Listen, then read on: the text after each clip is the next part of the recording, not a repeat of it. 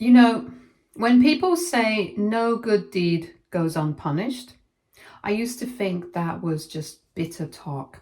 Something people muttered when things didn't go their way. But now I think it was meant for people like me, the ones who gave and gave and gave, until someone else decided that our generosity made us the perfect scapegoat. Lydia came into my life when she was 8. Her mom passed away when she was a toddler, and by the time her dad and I met, she'd already gone through 3 different schools, 2 live-in nannies, and more than a few behavioral issues that even he couldn't pretend weren't there. But I didn't see a problem child, I saw a hurting kid. A scared little girl who had lost more than she understood and was just trying to claw her way into safety again. I married her father 2 years later, and it wasn't always smooth sailing. She didn't warm up to me overnight. She never called me mom, which I didn't expect her to, but she did start letting me braid her hair. She let me help her with math homework and sat by my side when she had trouble sleeping. And by the time she turned 13, I honestly thought we were on the right path. We weren't best friends, but she trusted me, or so I thought. Her teenage years were rough, I'll admit that. She pushed boundaries, tested limits. She had a talent for twisting facts just enough to make herself look like the victim in any situation. Still, I gave her room. I went to therapy with her. I read every book about parenting grieving children that I could get my hands on. When her dad worked long hours, I was the one who showed up to school meetings and soccer games and picked her up from the principal's office when she got caught skipping classes.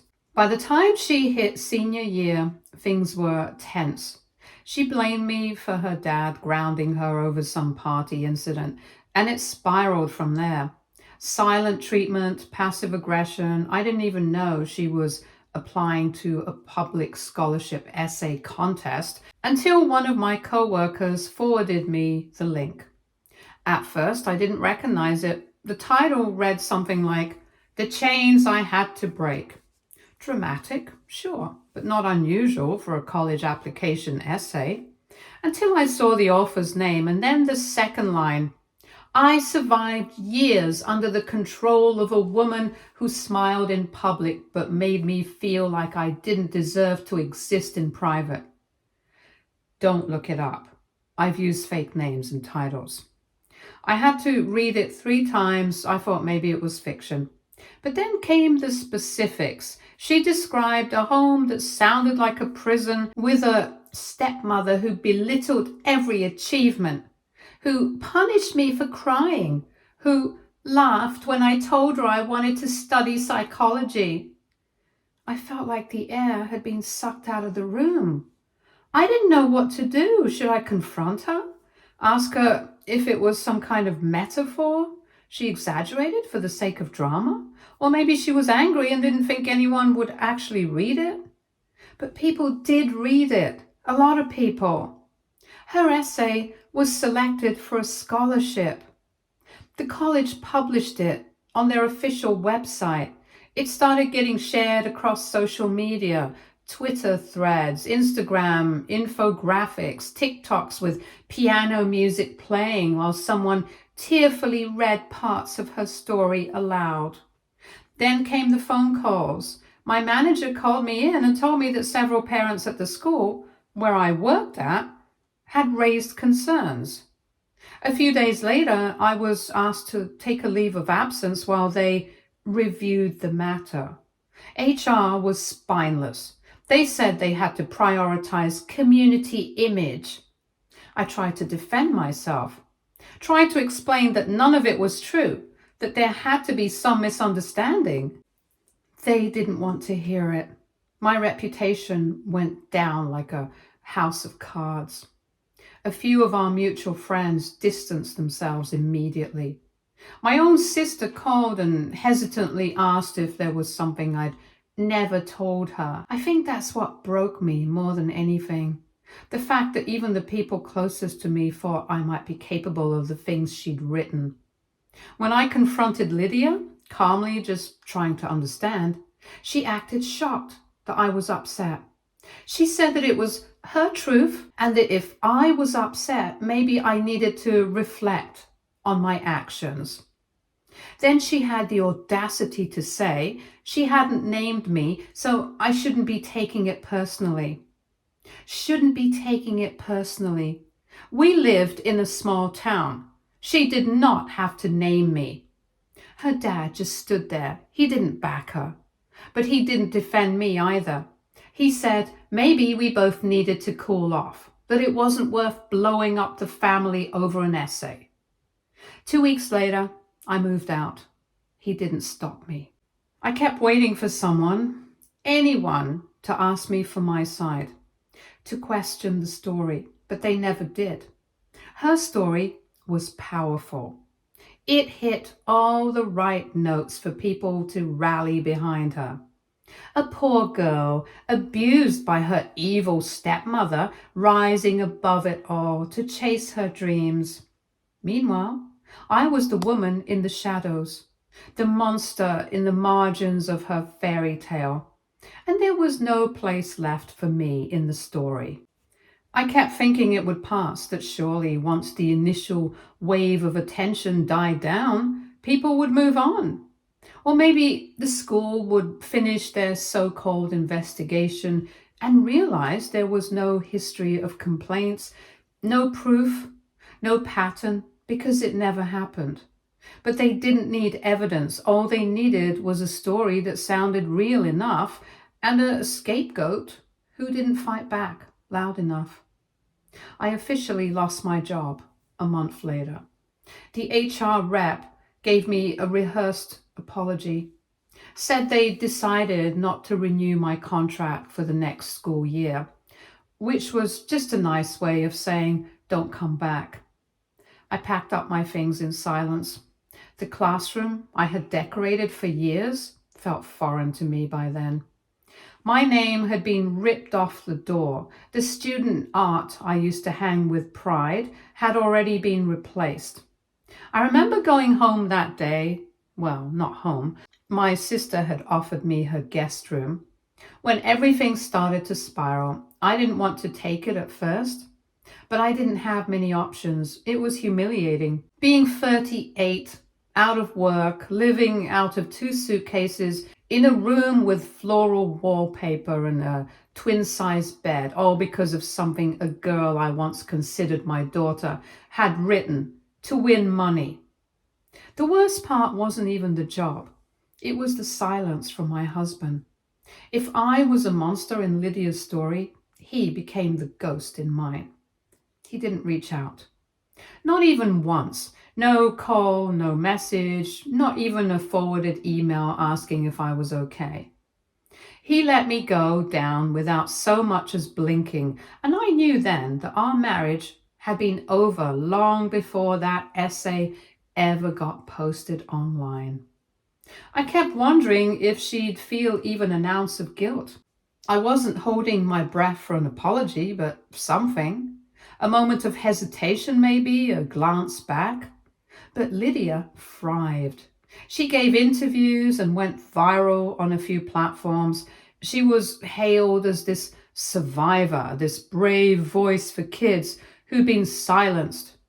I watched her glow on my phone screen while sitting in a room I didn't belong to anymore. It was almost impressive how polished her lies were. She added new layers to her story every time she told it. She started claiming I'd threatened to cut her off financially if she didn't act like I was her daughter, that I'd controlled what she wore, read her texts, even hit her once and told her no one would believe her because I was a teacher. None of it was true, but it didn't matter. People didn't want the truth. They wanted drama, something to rally against. I became that villain for them, easy, faceless, distant. I hired a lawyer just to see if I could do anything about it. Defamation, maybe? But apparently, since she never used my full name in the essay and never directly called me out in any official interviews, it was too slippery. I was warned that suing a college student over a scholarship essay would only make me look worse. The damage was already done. My marriage dissolved quietly. No court battles, no big showdown. We didn't have kids together, so the legal part was fast. Emotionally, though, it took longer than I expected. I kept thinking he would realize what had happened and come find me. I used to believe that maybe he'd read the essay again, this time without the blindfold, and see how none of it made sense. But he never did. I learned through mutual friends that Lydia went on to graduate early, got some kind of award at her college for student leadership. She used the money to backpack around Europe for a summer. I should have felt angry. Instead, I just felt hollow, like she'd taken everything, my career, my marriage, my name, and then had the audacity to live happily ever after with it. The people who used to know me only halfway started to whisper again, and this time in quieter tones. Some began to question if the whole thing was a bit too convenient. I had one old co-worker who reached out and said that she never fully believed the story, but didn't want to say anything while things were sensitive. I didn't respond. Where were those doubts when it could have helped? The worst was running into an old student of mine at the grocery store. She was in high school when the essay came out. She used to be one of my favorites, quiet, smart, always drawing in the margins of her math tests. She looked at me like I was someone else, said hi with hesitation, like she wasn't sure if she was supposed to be nice to me or report me. That night, I cried harder than I had in months. Not because I was angry, but because I realized how easily someone could take your story and turn it against you, and how easily the people around you would go along with it. I tried rebuilding my life slowly. I started doing freelance tutoring, mostly online, where people couldn't recognize my face. I stopped using social media. I focused on what I could control: my time, my space, the way I responded to things. It wasn't much, but it was something. And just when I thought I was finally starting to put it all behind me, after years of silence, Lydia came back. It started with an email, short, casual, like nothing had happened. She said she was done with college, said life hadn't exactly gone the way she thought it would, said she had nowhere to go, no one to turn to. She wanted to meet, she wanted to talk. I stared at that message for hours, not because I didn't know what to say, but because I already knew exactly what I was going to say, and it was going to be on my terms this time. Update 1. First time I saw her again was in a tiny diner 2 towns away. I picked the spot on purpose. Neutral, unfamiliar, out of the way. Somewhere nobody would recognize us. Somewhere I could walk away if I needed to and not feel eyes burning into my back. Lydia looked different. Not bad, not worse, just different. Her hair was shorter, her nails were bitten down, and she didn't have that smug glow she used to wear like a badge. She looked like someone who hadn't slept much. But I wasn't there to play sympathy games. She gave me a smile that didn't quite reach her eyes and said it was good to see me. I told her to stop. Told her not to pretend like we were catching up after a long trip abroad. I reminded her this wasn't a reunion, it was a meeting. One I didn't owe her. She said she knew, said she just wanted to talk, said a lot had happened. I asked her what exactly she wanted from me now, because I was done dancing around things. I told her I wasn't interested in playing the forgiving stepmother who opens her arms after being burned alive. She didn't try to cry, I'll give her that. But she did shift in her seat and look away when I brought up the essay. She said she didn't think it would go that far, that she never meant for it to blow up like it did, that it was just supposed to be for a scholarship and then things spiraled.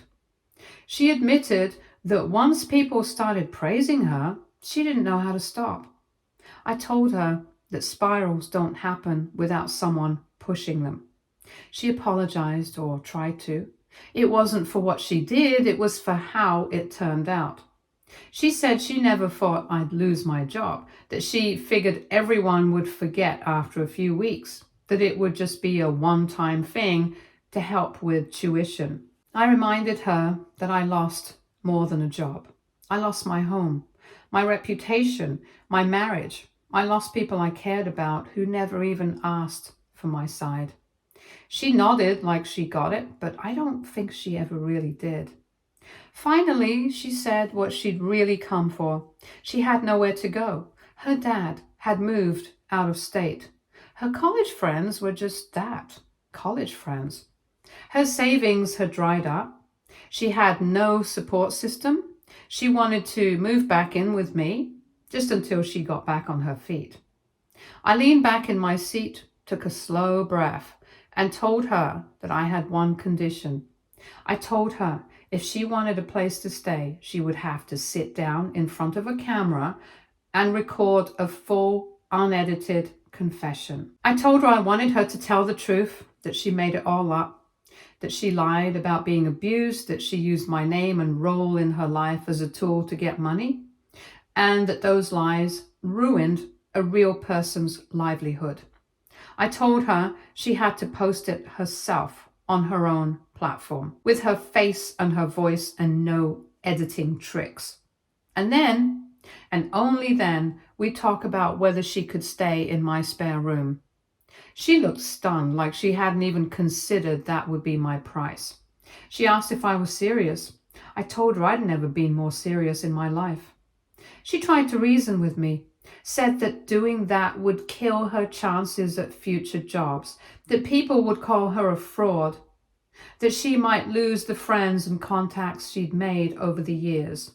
I asked her what she thought happened to my chances, my job, my friends, my dignity. I told her the truth was uncomfortable. That was the whole point. She said she'd have to think about it. I told her not to take too long, that I wasn't in the business of giving second chances to people who treated my life like a disposable narrative.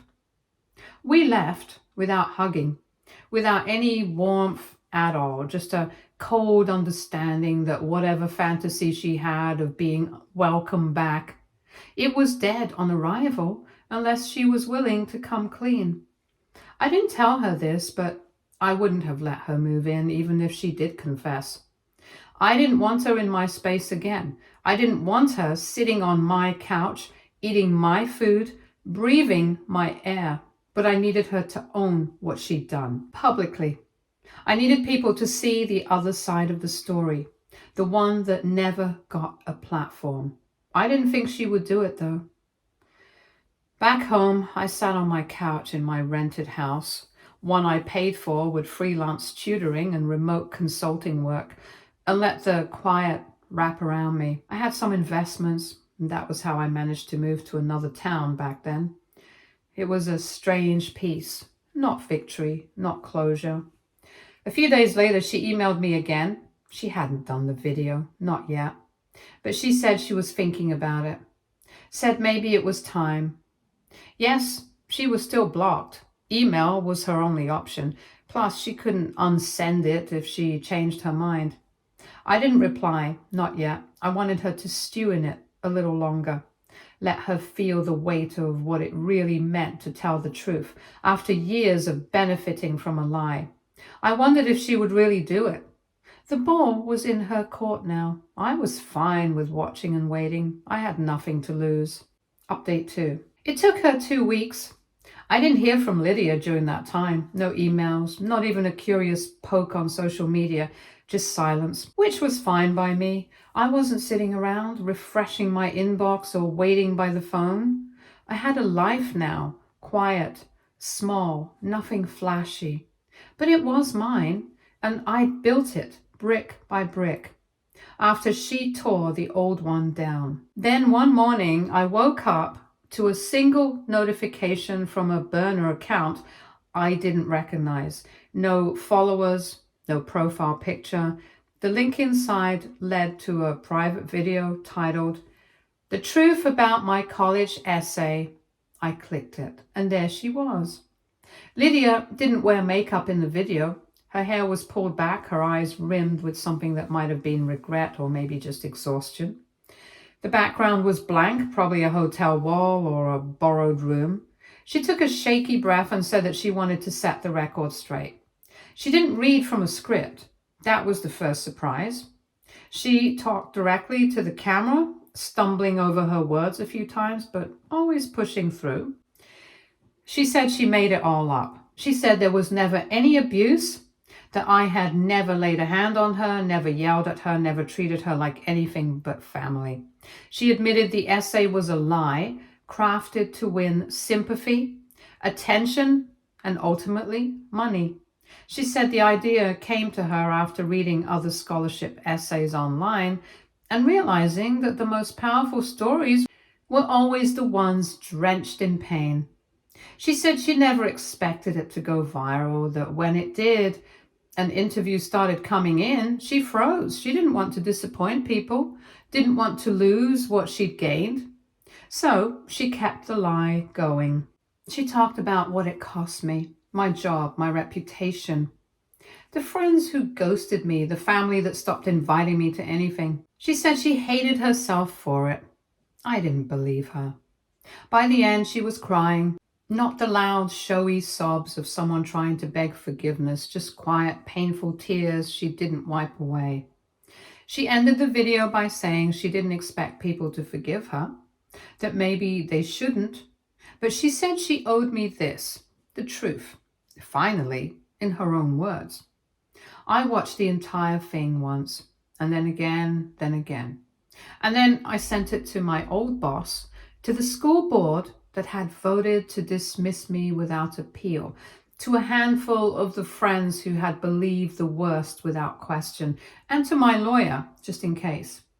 I didn't respond to her right away, not because I didn't know what to say, but because I wanted her to sit in that moment, the one where the truth finally echoed louder than the lie. She emailed again 3 days later. She said she had nowhere to go and had honored her end of the deal, asked if she could come and stay. I told her no. I told her that a confession was not a ticket back into my life, that doing the bare minimum after years of damage wasn't something I was going to reward with free housing and emotional comfort. I told her that I appreciated the video, that I hoped it helped her find some piece of her own redemption, but that I was not her next step. I was not her refuge. She had made her bed. She would need to lie in it. She didn't argue. Instead, she thanked me, and that was the first and last time she used those words. She said she understood, said she was staying with someone from her college writing group for now and would figure things out from there. I didn't reply after that. A week later, the video went viral, not as wildly as the original essay, but it gained traction fast. People shared it in outrage, with apologies, with anger at how quickly they believed a lie. Some posted long threads about how cancel culture was dangerous. Others praised her bravery for telling the truth. Too little, too late, though it may have been. A few even sent me messages. Some were old colleagues, some strangers. Some said they were sorry. Others admitted they didn't know what to believe anymore, but that the video shook something in them. It didn't change the past. My job was still gone. The friends I'd lost hadn't all come back. But for the first time in a long while, my name wasn't sitting in the dirt. It was out there again. Maybe not polished, but no longer buried. As for Lydia, I didn't keep tabs. I heard through mutual contacts that the college she graduated from removed the essay from their website, and her local interviews were taken down. That she lost a job opportunity, that some of her so-called friends distanced themselves, but she was still standing, still figuring it out. Good. She had time now, time to sit with the mess she made, time to learn what it really meant to rebuild from nothing, I hope she uses it well. Update 3. The video Lydia posted got traction, more than I expected. At first it was a slow ripple of shares and reposts, but then it hit a nerve with people.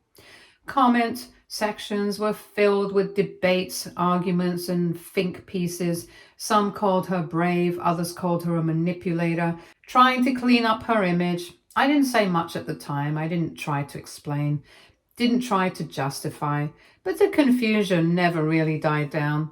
I kept seeing one question over and over again. Why would she suddenly come clean? People assumed she had grown a conscience, or maybe she was afraid of being caught. Some said it was guilt. Others said maybe she was trying to launch a rebrand now that college was over and she wanted a clean slate. They were all wrong. She came clean because I made her. I'd kept this part quiet, but the truth is, I recorded her. Not on purpose at first. When we met at that cafe, I had my phone out because I'd been writing a note to myself while I waited. I never hit stop when she walked in. It was on purpose. The audio picked up everything, her voice, mine, the clink of her spoon against the coffee cup, her nervous laughter when she admitted that the abuse never happened, that she only said it for the essay, that she didn't expect it to spiral the way it did, that she never meant for me to lose my job. I listened to that recording that same night, played it over and over again until I memorized her exact words. Then I sent her a message with the file attached. I told her I had no interest in destroying her life, but I wasn't going to sit quietly either. If she wanted even a single ounce of grace from me, she needed to own what she did. It wasn't about revenge. It was about accountability. And yes, maybe a part of me wanted people to know I wasn't a monster. Maybe a part of me wanted her to feel the way I felt when people turned their backs without a second thought. But mostly, I wanted her to take responsibility.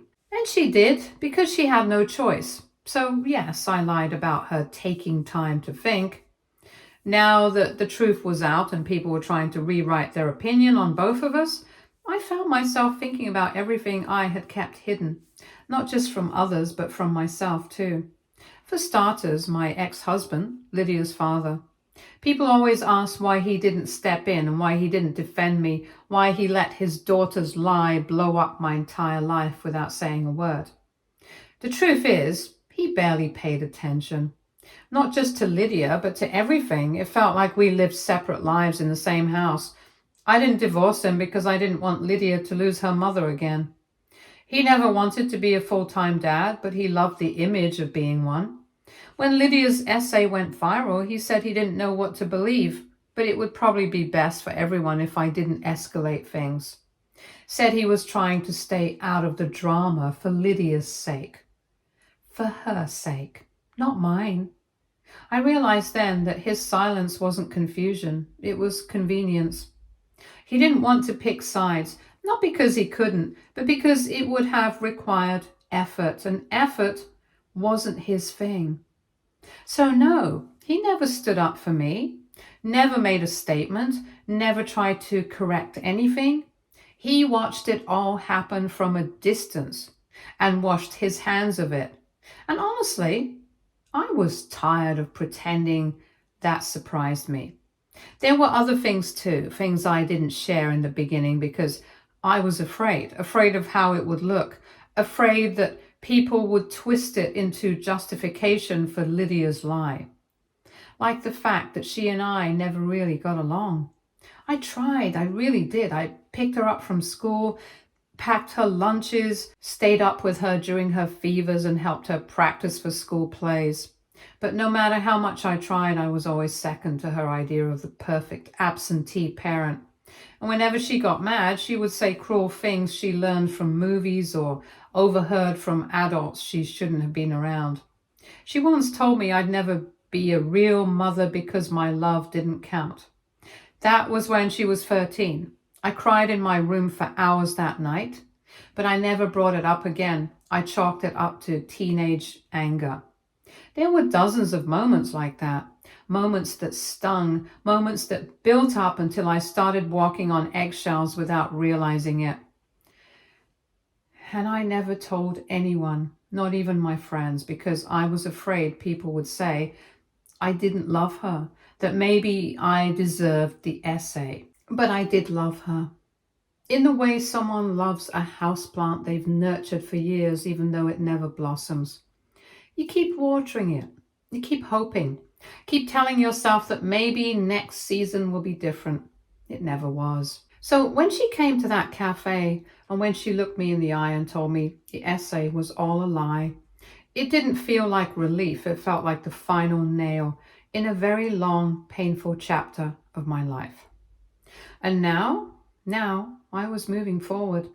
I had a job, one I earned on merit without having to explain my past.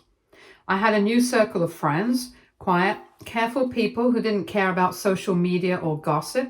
I slept through the night without waking up to nightmares about hashtags with my name in them. I didn't hate Lydia, not anymore, but I didn't want her in my life either. Not unless she was willing to do more than just post a video. Not unless she could finally understand that love isn't built on apologies. It's built on action. And maybe someday she'd get there. But until then, I wasn't holding my breath. Stay tuned for more stories from our girl relationships.